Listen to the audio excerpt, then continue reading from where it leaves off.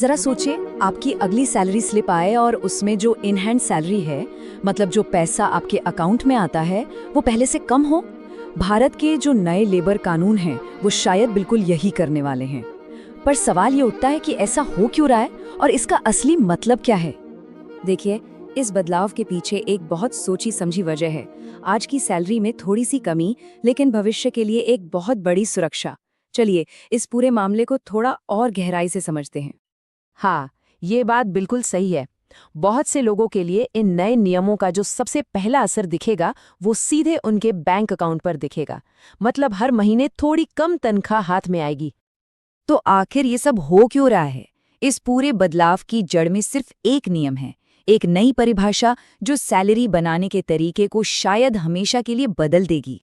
और वो नियम ये है कि अब से आपकी जो टोटल सैलरी है, जिसे कॉस्ट टू कंपनी यानी सीटीसी कहते हैं, उसका कम से कम आधा हिस्सा आपकी बेसिक सैलरी होना ही चाहिए। सरकार ये चाहती है कि हर कंपनी सैलरी को एक ही तरीके से देखे ताकि कोई भी कंफ्यूजन ना रहे। अब तक होता ये था कि कंपनियां अक्सर बेसिक सैलरी को कम रखती थीं और बाकी का पैसा अलाउंस यानी भत्तों के नाम पर देती थीं। ये एक पुराना तरीका था जिससे कुछ देनदारियों पर असर पड़ता था। लेकिन अब ये जो 50-50 का नियम आया है, इसकी वजह से सब कुछ बदलना तय है। और इसका असर सिर्फ आपकी सैलरी स्लिप पर नहीं, बल्कि आपके रिटायरमेंट फंड पर भी बहुत बड़ा होने वाला है।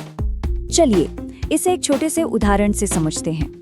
जैसे ही बेसिक सैलरी मान लीजिए 15,000 से बढ़कर 25,000 होती है, आपका प्रोविडेंट फंड यानी पीएफ का जो कंट्रीब्यूशन है वो भी बढ़ जाता है। तो नतीजा क्या हुआ? हाथ में आने वाली सैलरी थोड़ी कम हो गई, लेकिन भविष्य के लिए बचत ज्यादा हो गई।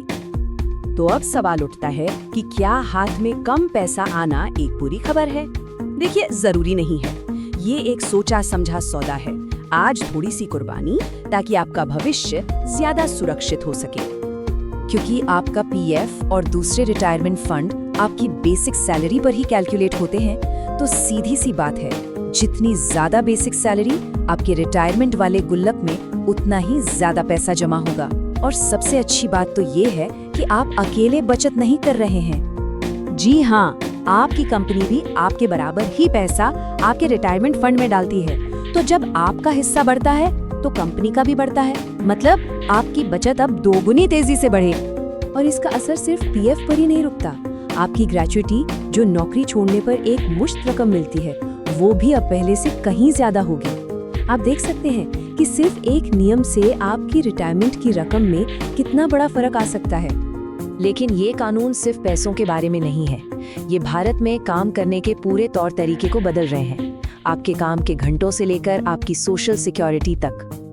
जैसे कि अब ओवरटाइम का पैसा डबल रेट पर मिलेगा और हफ्ते में 4 दिन काम करने का विकल्प भी होगा।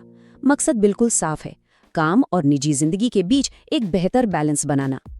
इन कानूनों का एक बहुत बड़ा मकसद देश के हर कर्मचारी को, चाहे वो किसी भी सेक्टर में क्यों ना हो, एक मिनिमम वेज और सोशल सिक्योरिटी का सुरक्षा कवच देना है। साथ ही ये कानून एक ही काम के लिए बराबर सैलरी की गारंटी देते हैं और महिलाओं को पूरी सुरक्षा के साथ रात की शिफ्ट में भी काम करने के नए मौके देते हैं। ये एक मॉडर्न वर्कफोर्स बनाने की दिशा में एक बहुत बड़ा कदम है। तो इन सभी बदलावों का निचोड़ क्या है? क्या ये सच में काम करने के एक नए दौर की शुरुआत है? असल में ये आपकी सैलरी को देखने का नजरिया बदल रहा है। अब जोर इस बात पर नहीं है कि आज हाथ में कितना पैसा आ रहा है, बल्कि इस पर है कि भविष्य के लिए एक मजबूत वित्तीय पेड़ कैसे उगाया जाए। तो आखिर में सवाल यही बचता है, क्या आज हाथ में थोड़ा कम पैसा लेकर एक ज्यादा सुरक्षित भविष्य का सौदा करना सही है? ये नया संतुलन ही भारत में काम के भविष्य की कहानी लिखेगा।